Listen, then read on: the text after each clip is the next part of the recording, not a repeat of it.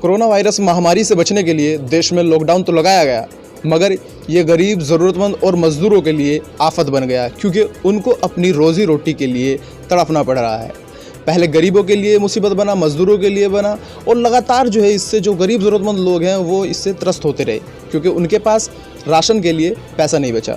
फिर इन्हीं लोगों की मदद करने के लिए सरकार के अलावा भी कुछ सामाजिक संस्थाएं आगे आई और लॉकडाउन में गरीब, मजदूर और ज़रूरतमंद को मदद करने के लिए तैयार है, जो आज तक लगातार मदद कर रहे हैं, जिनकी वजह से कुछ राहत गरीब, ज़रूरतमंद और मजदूर लोगों को मिल रही है। तो ऐसी एक संस्था नेशनल एड है, जिसके सदस्य, मुजफ्फरनगर के सदस्य हमारे साथ हैं। हम उनसे बातचीत करते हैं किस तरह से उनकी संस्था मदद कर रही है, किस तरीके से वो पूरी तरीके से वो प्लान करके लोगों की मदद करें, क्या क्या मदद कर रहे हैं, किस तरह से राशन पहुंचा रहे हैं।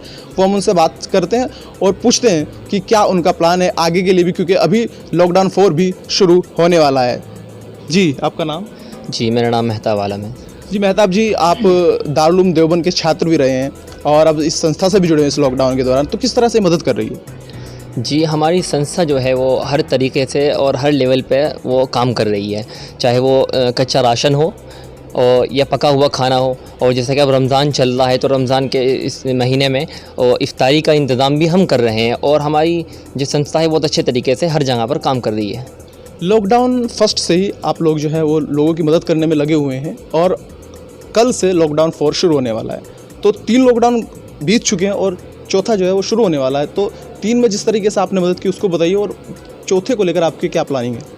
जी, जब से लॉकडाउन शुरू हुआ है, जब से लेकर हमने आज तक लॉकडाउन 3 पूरा हो चुका है लगभग अब, तो हमने इसमें यही कि पहले हमने शुरू में ज़रूरतमंदों की लिस्ट बनाई और उनको हमने कच्चा राशन, जो शुरू में आटा वगैरह, और एक किट तैयार करी उसमें, जिसमें 5 किलो आटा और 3 किलो चावल, 1 किलो तेल, इस तरह छोटा छोटा थोड़ा थोड़ा सामान जो भी था रोज़मर्रा का वो हमने पैक किया, और तो किट के ज़रिए हमने लोगों की मदद की। उसके बाद हमारे पास कॉल्स आई कि बहुत सी जगह कुछ बाहर के लोग आकर रहते हैं जिनके पास कुछ भी सामान नहीं है बनाने के लिए, तो हमने खाना पकाकर भी उनको बांटना शुरू किया।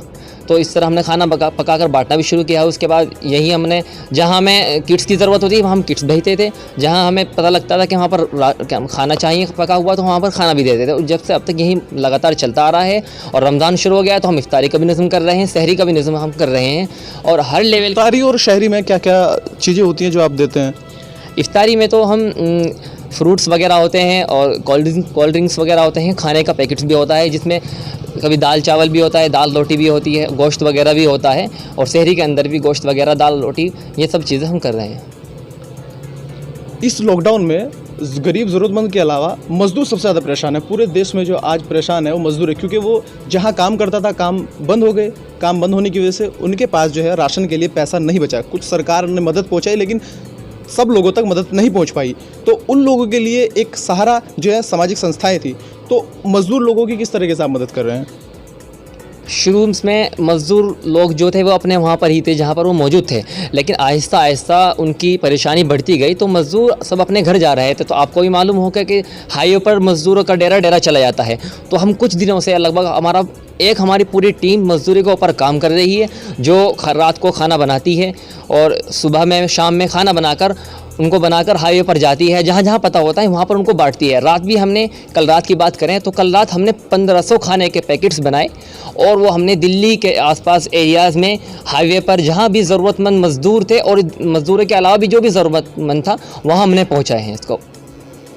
प्रशासन और सरकार लगातार लोगों से कह रही है कि वो लोगों की मदद ना करे, क्योंकि उसमें सोशल डिस्टेंसिंग का जो है वो ध्यान रखा नहीं जाता है। सरकार खुद से मदद कर रही है, तो कोई परेशानी भी आपको आ रही है? शुरू में कुछ परेशानी आई थी जब तक पासेस हमारे पास नहीं थे, लेकिन उसके बाद हमारी टीम को अल्हम्दुलिल्लाह पास मिल गए, और हम सोशल डिस्टेंस बनाकर इसी तरह बिल्कुल डिस्टेंस का पालन रखते हुए हम अपना काम को अंजाम दे रहे हैं, ताकि किसी भी तरह की कोई परेशानी ना हमें हो ना सामने वाले को हो।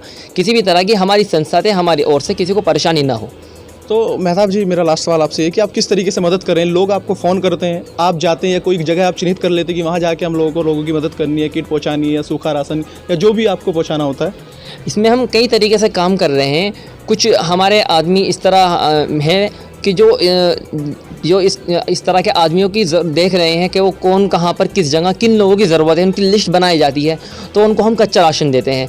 हमें मालूम होता है कि कहीं अगर पका हुआ राशन की ज़रूरत है, हम वहाँ पर पका हुआ खाना भी पहुँचाते हैं। हमारी ये टीम है लगभग वो इंडिया के अंदर भी लगभग 4-5 जगह पर काम कर रही है। दिल्ली के अंदर 3 जगह पर हमारी टीम काम कर रही है। दिल्ली के अलावा जयपुर के अंदर काम कर रही है, सहारनपुर के अंदर काम कर रही है और मुजफ्फरनगर के अंदर भी काम चल रहा है। मुजफ्फरनगर में कितने लोग काम कर रहे हैं? मुजफ्फरनगर में लगभग हमारी टीम में भी तकरीबन 15 आदमी हैं जो काम कर रहे हैं और अलग अलग जगह पर काम कर रहे हैं। मुजफ्फरनगर के अंदर आसपास इलाकों में और शहर में अंदर भी काम कर रहे हैं और शुरू से लेकर आखिर तक, जब से लॉकडाउन हुआ जब से आखिर आज तक काम मुकम्मल जारी है, अभी तक रुका हुआ नहीं है बिल्कुल भी। मेहताब जी, इंडिया प्लस न्यूज़ से बात करने के लिए आपका बहुत बहुत शुक्रिया।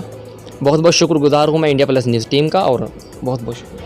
तो जैसे कि लोग परेशान हैं, उनको राहत देने के लिए ऐसे ही जैसे नेशनल एड संस्था है, वैसे तमाम संस्थाएं हैं जो जहां तक सरकार नहीं पहुंच पा रही है, ऐसी संस्थाएं पहुंच रही है और गरीब, ज़रूरतमंद और मजदूर लोगों की इस महामारी के दौरान मदद कर रही है।